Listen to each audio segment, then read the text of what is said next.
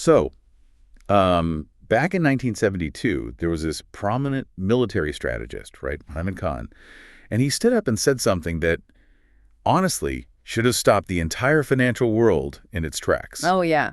The rip-off quote. Exactly. He said, and I quote, "We've pulled off the greatest rip-off ever achieved." Mm-hmm. And, he wasn't talking about like a literal bank heist or something. He was talking about a machine. A very well-hidden machine, yeah. Right. A globally connected, just incredibly complex financial contraption. And it's designed to do just one thing, which is pump money continuously into the United States. I mean, this machine allows one nation to finance just extravagant consumption, maintain a massive global military presence, and run up unimaginable deficits, almost entirely on the dime of other nations. And the crazy part is it operates completely under the hood of the world order. Like, most people just stare at the economic dashboard, wondering why the warning lights are constantly flashing, but they never actually look at the engine itself. Yeah, and the repair manual for that engine is basically the stack of sources you brought to us today. So we are doing a deep dive into excerpts from Michael Hudson's book, Imperialism, The Economic Strategy of American Empire. And our mission today is to uncover the mechanics of this global money pump. It's a fascinating read, really. It is. But I do need to give a massive impartiality disclaimer right at the top here for you listening.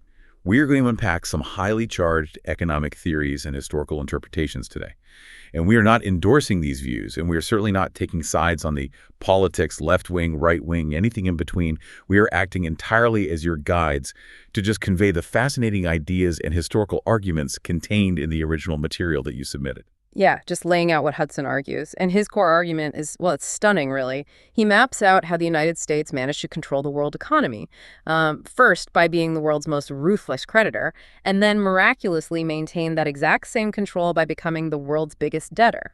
Okay, let's unpack this, because I'm trying to, square this transition with historical norms. If we look at empires prior to the 20th century, say, I don't know, the British Empire fighting Napoleon. Yeah.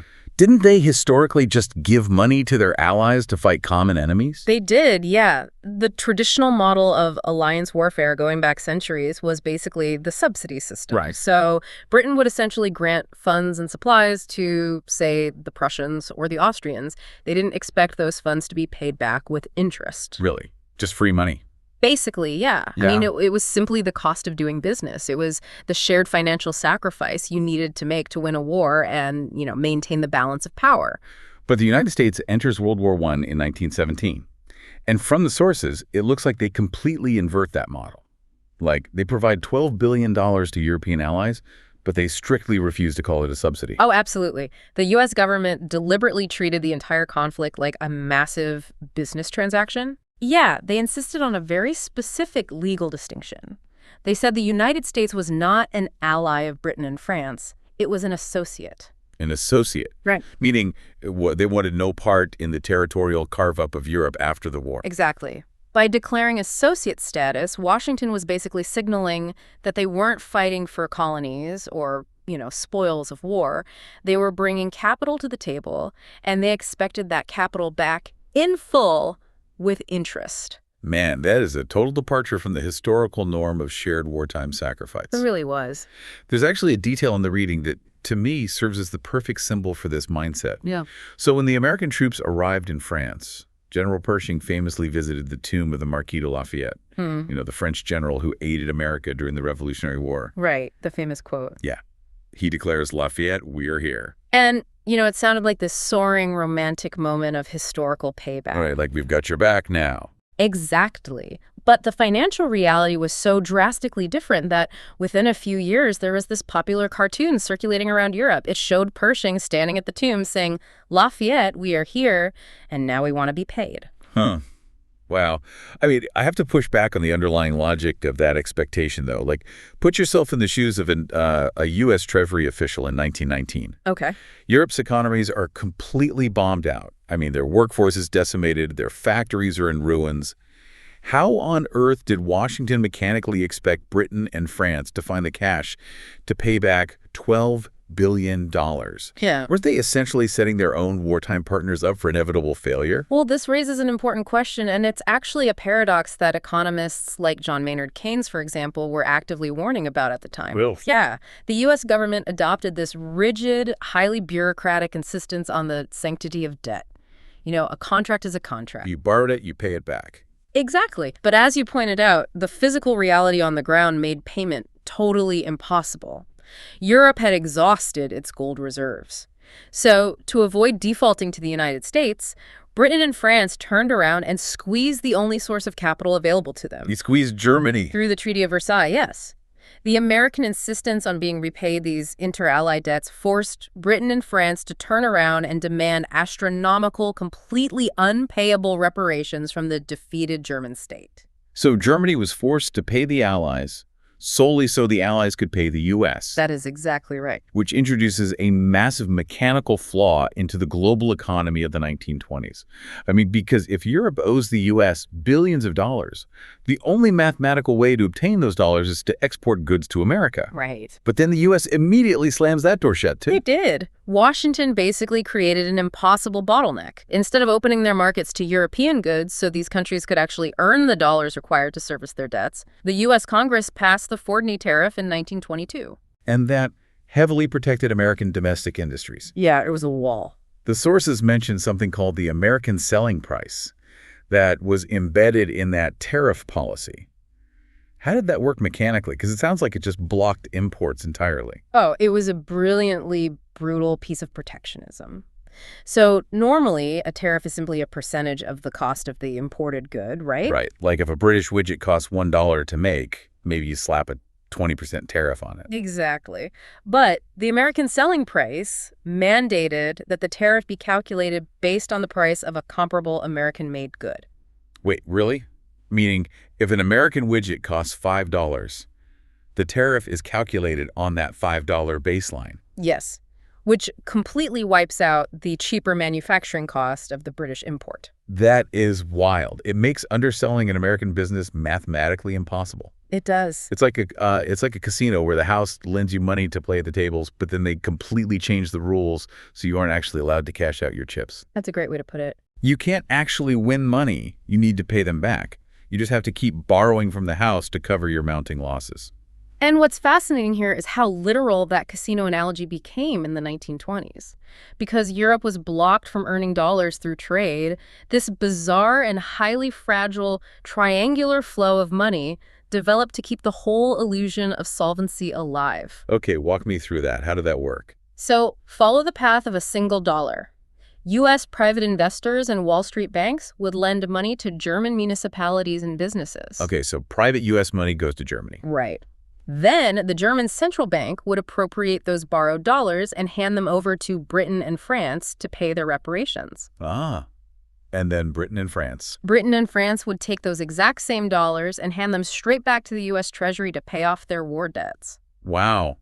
So no actual wealth or productive capacity is being generated in that loop at all. None. It's just new private debt paying off old sovereign debt. Exactly. And to keep that fragile merry-go-round spinning, the U.S. Federal Reserve had to intervene. They intentionally kept domestic interest rates artificially low. Because they wanted American investors to keep lending overseas. Right. The goal was to encourage them to keep seeking higher yields by lending their money to Europe rather than just keeping it parked in the U.S. But wait. If the Federal Reserve is intentionally suppressing interest rates just to prop up this international debt structure, where is all that cheap money actually going domestically? I mean, it has to go somewhere. It flooded directly into the U.S. stock market. Oh, of course. Yeah. This policy inadvertently became the rocket fuel for the Roaring '20s stock market bubble. And, as Keynes warned, this global structure wasn't backed by factories producing goods. It was backed by the sunk costs of wartime destruction. Right. Eventually, the U.S. stock market became so attractive that American lending to Europe just dried up. Because why buy German municipal bonds when you can make a fortune buying stocks on Wall Street? Exactly. The triangular flow stops. It stops dead. And the global pyramid scheme collapses. 1929 hits, the market crashes, and we enter the Great Depression. Yep.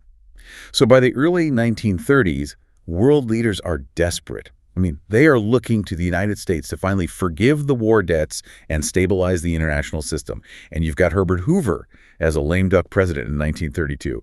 And he actually wants to negotiate with Europe, right? He did, yeah. Hoover was aligned with Wall Street and the international bankers, and they understood that the U.S. couldn't recover if the rest of the world was defaulting. He wanted a debt commission to save international trade. But the incoming president, Franklin D. Roosevelt, has a completely different priority. Completely different. FDR and his brains trust, these were key advisors like Raymond Molley and Rex Tugwell. They viewed the situation through a strictly domestic lens. Why, though? Why did they view international stability as an obstacle to the New Deal? Well, they believed that forgiving European debt would essentially be a massive bailout for the international banking class. While American farmers and factory workers were literally starving. Exactly. Furthermore, Molley and Tugwell argued that trying to stabilize international trade would force American workers to compete with cheaper foreign labor. Oh, I see. So to raise domestic prices and wages, which was, the core goal of the New Deal, they felt the U.S. had to just insulate itself from the global economy. So they flat out refused to negotiate. Refused. Britain manages to scrape together its December 1932 debt installment, but France defaults. Yeah, France just stops paying. And then FDR delivers what looks like the ultimate death blow at the 1933 London Economic Conference. The world gathers to try and stabilize currencies, and FDR just torpedoes it. He really did. He takes the U.S. off the gold standard and lets the value of the dollar float. Yeah. Mechanically, how did a floating fiat currency weaponize American exports against a gold-backed Europe? Well, by taking the dollar off gold, FDR allowed the dollar's value to drop significantly against European currencies that were still tethered to gold. And a weaker dollar makes American agricultural exports much cheaper on the global market. Exactly. It was a currency war. So the U.S. artificially devalues its currency to steal export market share, effectively throwing Europe under the bus to save the American farmer. So, what does this all mean? Like, did FDR's refusal to forgive the debts, combined with this currency war, directly push Europe toward the autarky and extreme nationalism that sparked World War II? Well, it's a very heavy conclusion to draw, but yes, the sources strongly support that synthesis. Wow. By refusing to ease the financial burden and then weaponizing the dollar on top of it, the U.S. essentially forced European nations into a corner. I mean, they were unable to pay their debts and facing a totally hostile trade environment. So they had no choice but to form defensive, isolationist economic blocs. Right. Britain retreated into its imperial preference system, basically trading only within its empire. And Germany, which was completely cut off from capital and trade, turned to the extreme self-sufficiency and militarism of the Nazi regime. So the U.S. used its power as the world's creditor to just bend the global economy to its will. And when the system broke, they ruthlessly prioritized their own domestic sphere. That's the takeaway. But history is cyclical, and here's where it gets really interesting. Fast forward to the 1960s and 1970s. Oh, yeah, the flip. The flip. The Cold War is raging. The U.S. is bogged down in the Vietnam War. And suddenly, Washington finds itself in the exact same position Europe was in during the 1920s. Yeah. They are drowning in debt. The U.S. is just bleeding capital at this point. Maintaining a massive global military footprint, combined with a huge influx of foreign consumer goods, it pushes the U.S. balance of payments into a massive deficit. And under the post-WWYI Bretton Woods system, the U.S. dollar was tied to gold, right? At a fixed rate of $35 an ounce. Correct. So foreign central banks, particularly in places like France and Germany, they are accumulating billions of these surplus dollars from American deficit spending, and they start cashing those dollars in for U.S. gold. They were draining Fort Knox. Yes. Literally. Now, under the old rules, the exact same rules the U.S. used to enforce on the rest of the world back in the 20s, a country running a massive structural deficit like that would be forced into severe austerity. Right. The U.S. would theoretically have to raise interest rates, slash domestic spending, pull back its military, and bring its accounts into balance. That's what any other country would have to do. But Washington doesn't do austerity. In August 1971, President Richard Nixon goes on television and unilaterally severs the link between the dollar and gold. The gold window is slammed shut. It was a shock to the entire system. I like to think about this as a poker game. The U.S. is the house. They've handed out millions in chips, but suddenly they announce that those chips can no longer be exchanged for real cash. Yet they expect everyone to stay at the table and keep playing.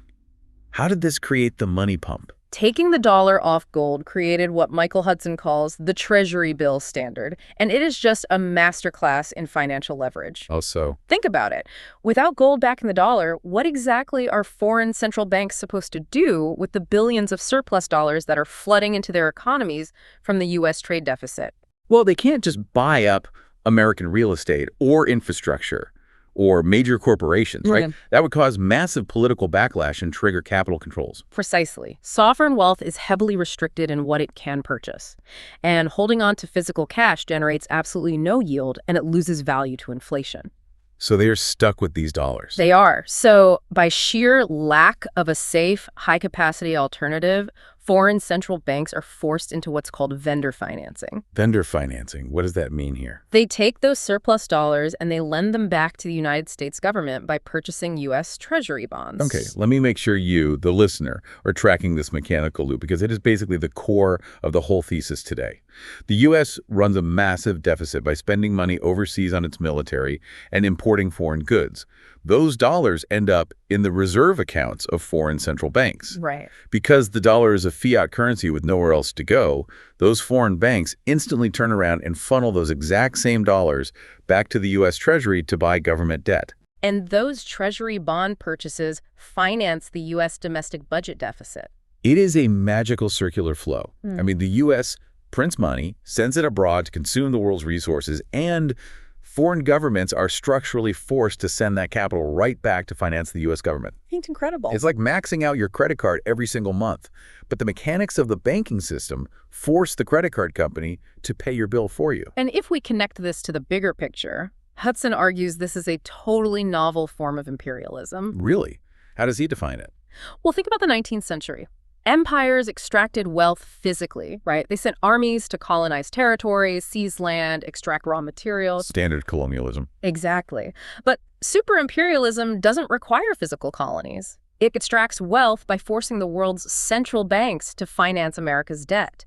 It is literally an extraction of global savings via monetary policy. Which creates an incredible double standard. Because while the U.S. enjoys this infinite free lunch, acting without any financial constraints, they use institutions like the International Monetary Fund and the World Bank to enforce the Washington Consensus on everyone else. Oh, the contrast is staggering. Tell me about it. If a developing nation in the global south runs a balance of payments deficit, the IMF steps in and demands punishing austerity. Right. The debtor country is forced to privatize and sell off public assets, crush domestic wages, gut social services, all just to earn the dollars needed to service their debt. But when the U.S. runs a deficit? When the U.S. runs a deficit, the global financial system simply absorbs it. The rest of the world works to produce real manufactured goods and raw materials, and in exchange, they hold paper IOUs from the U.S. Treasury that, in the aggregate, can never actually be paid off. So the United States shifted from controlling the world by being a ruthless creditor, dictating the austerity of the 1920s, to controlling the world by being a massive, untouchable debtor after 1971. It weaponized its own deficit. It is a system built entirely on a specific geopolitical balance of power and the unspoken agreement that there is simply no alternative to the U.S. dollar for settling international trade. Which brings us to the headlines you see today. I mean, if you've ever wondered why the U.S. can run trillions in national debt without facing the agonizing structural adjustments forced on other nations, you now have the historical blueprint. It explains so much of what we see. It really does. But the sources we're unpacking leave us with a very stark historical reality. Historically, the only way debtor countries can break their financial dependency is to simply refuse to play the game. To default. To default. That is exactly what Europe did to the United States in the early 1930s when the burden became mathematically impossible. Which leaves us staring at a profound geopolitical question. Yes, a final thought for you to ponder as you go about your day. Look at the financial news. You see global central banks quietly but consistently building up massive physical gold reserves again. Buying it up by the ton. Right. And you hear constant chatter from the BRICS nations about de-dollarization and settling bilateral trade in their own local currencies. Right, bypassing the dollar entirely. So what happens if the global south collectively decides to dust off the 1930s European playbook? What happens if they simply default on the Washington Consensus, refuse to accumulate more dollars, and stop funneling their national savings into U.S. Treasury bonds? Will the American free lunch, that magical money pump, finally run dry? It is the multi-trillion-dollar question that defines the next century of global economics. It absolutely is. Well, we want to thank you for bringing such an incredible, eye-opening stack of sources to the table today. Understanding the actual plumbing of these financial mechanisms completely changes how you look at the global economy. Keep asking these big questions and keep your curiosity sharp. We'll catch you on the next deep dive.